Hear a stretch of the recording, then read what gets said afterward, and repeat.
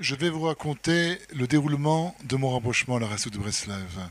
En cette période de ma vie, je m'occupais d'affaires, de business. Et dans ce genre d'affaires, dans tout ce qui a un rapport avec la mode, même de la nourriture, dans le monde de l'alimentation, je m'occupais donc de l'import-export.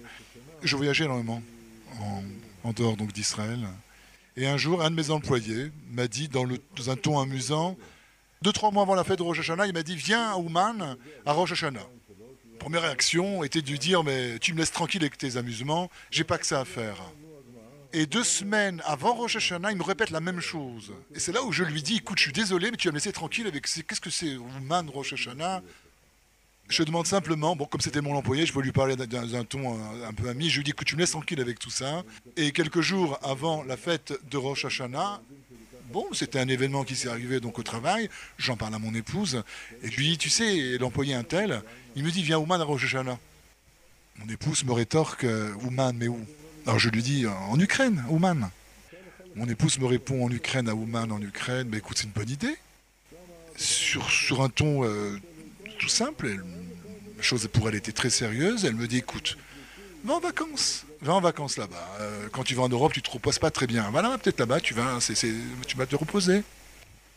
Pour renforcer sa proposition qu'elle prenait au sérieux, elle me dit, tu vas souvent en vacances là-bas où tu travailles, c'est-à-dire en Europe, et là-bas, tu n'arrives pas à te reposer. C'est l'endroit du business, des affaires. Là-bas, il n'y a rien à faire. Va là-bas, un endroit de communisme, etc. Tu vas te reposer. Franchement, va là-bas, ça va être superbe. Le soir, dans mon lit, si on peut parler ainsi, j'ai parlé au tzaddik. Je lui dis, je te connais pas, mais je sais la valeur des gens qui se trouvent là-bas et qui vont chez toi. Bon, et de fil en aiguille, d'événement en événement, le temps est passé. Et toujours quelques temps avant la fête de Rosh Hashanah, dans mes occupations la journée, en allant à la banque, en allant dans mes affaires, au bureau, etc., ça me trottait dans la tête. Le matin, le lendemain donc de la fameuse soirée où j'ai parlé au tzaddik dans mon lit, je vais comme à mon habitude emmener mon enfant à l'école. Et je me suis dirigé directement vers un bureau qui vendait les billets pour Ouman. J'arrive au bureau et là je demande donc à la personne qui est en face de moi assis à son bureau, je lui dis écoutez, je voudrais 2 billets pour Ouman. Il me répond qu'il lui reste 4 billets, mais tout en voulant me préparer les billets, me donner les dates exactes, il me dit mais est-ce que tu as un visa? Je lui réponds avec quel visa? Il me dit mais pour entrer en Ukraine il faut un visa. Je lui ai répondu tout simplement que j'avais pas de visa pour l'Ukraine. Et je lui ai même dit que même pour l'enfant, j'ai même pas de passeport. De me répondre, l'employé donc de ce bureau, qui vendait les billets pour Ouman, me dit mais tu vous plaisantez ou quoi, il faut un passeport pour voyager en dehors d'Israël. Bon écoute, on va faire les choses étape par étape. Va d'abord faire un passeport pour ton fils, puis après tu viens me voir. Je sors de ce bureau, je file au ministère de l'Intérieur, et quelques minutes avant la fermeture, je me retrouve avec mon fils à l'intérieur. J'aurais dit que d'urgence, je veux un passeport pour mon fils qui est là, présent avec moi. Je veux un passeport d'urgence pour aujourd'hui. Je me présente directement pour une urgence comme ça à la direction. La directrice se met devant moi et me dit mais qu'est-ce que vous voulez? J'écoute, c'est très urgent. J'ai besoin d'un passeport maintenant. Me dit mais écoutez, c'est pas comme ça les choses. Vous êtes fous quoi. Un passeport comme ça tout de suite? La directrice m'a regardé d'un air en souriant et elle m'a dit bon, va t'asseoir là-bas, j'arrive, je vais te donner ton passeport. Je me précipitais vers le bureau qui vendait les billets pour Ouman, et là, je m'aperçois qu'ils sont en train de près de fermer, et ils me disent qu'ils n'ont plus de billets pour Ouman.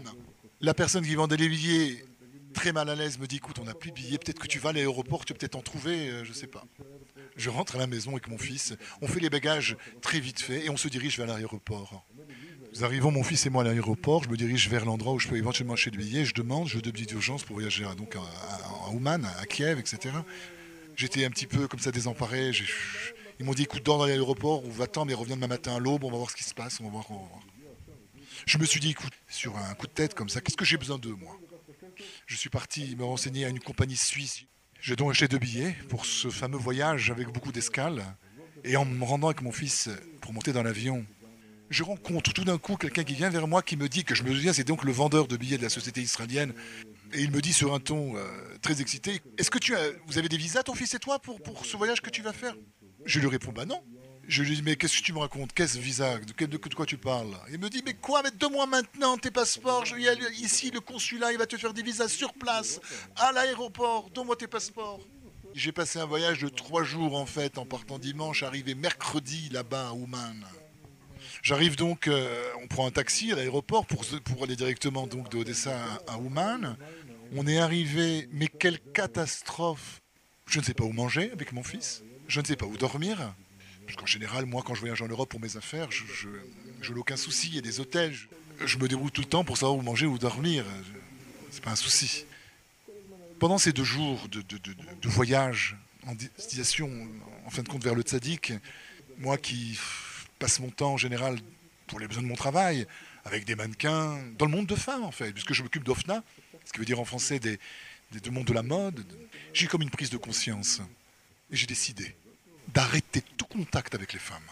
J'ai décidé comme ça de prendre sur moi comme une décision très importante dans ma vie future, d'arrêter les relations comme ça, les contacts avec les femmes dans le monde, puisque je m'occupais de mode, bien entendu en dehors de mon épouse. Bien qu'étant dans le chemin vers le tzaddik, des prises de conscience extraordinaires venaient dans mon esprit. Je me suis dit, mais comment j'ai pu toute ma vie comme ça, m'occuper avec des femmes comme ça? J'avais un goût amer. Bien qu'étant marié, avec des enfants. Comme je le disais, j'ai eu, sur le chemin vers Rabbi Nachman et Breslev, cet élan de Teshuvah.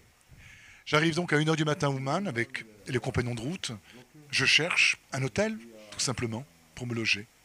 Les gens m'ont dit tout d'un coup, mais qu'est-ce que tu racontes? Quel hôtel tu cherches? Il n'y a pas d'hôtel ici. On me proposait simplement les dortoirs, entre guillemets, des Russes, ces fameux Ukrainiens. Je n'ai trouvé aucune maison qui pouvait me convenir. Je ne pouvais pas y rentrer dormir. C'était impossible pour moi. Nous sommes partis, mon fils et moi, directement sur le Tsioun, sur la sépulture de Rabbi Nachman. Et là-bas, je me suis assis. Passé le reste de la nuit, on peut dire, comme ça, sur le Tsioun avec mon fils. Et là-bas, on m'a dit comme ça qu'il y avait une maison assez longue, grande maison en bas, juste à côté du Tsioun de Rabbi Nachman. J'ai donc loué cette maison qui ressemblait plutôt à une cave qu'une maison.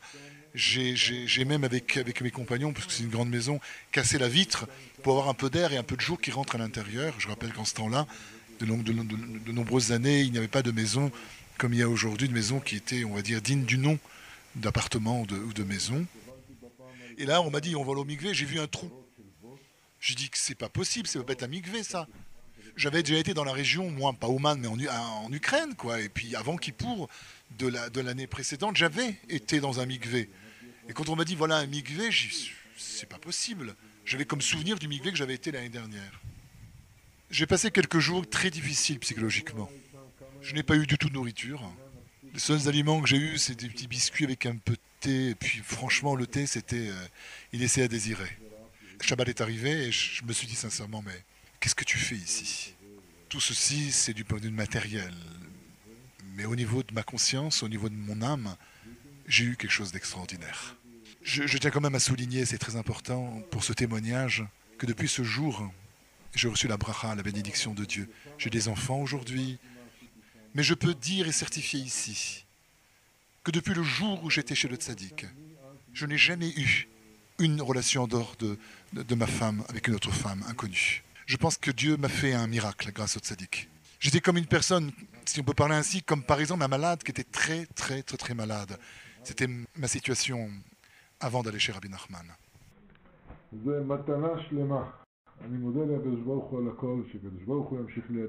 Je remercie l'Éternel pour ce cadeau qu'il m'a donné. Merci à Hachem, merci au tzaddik.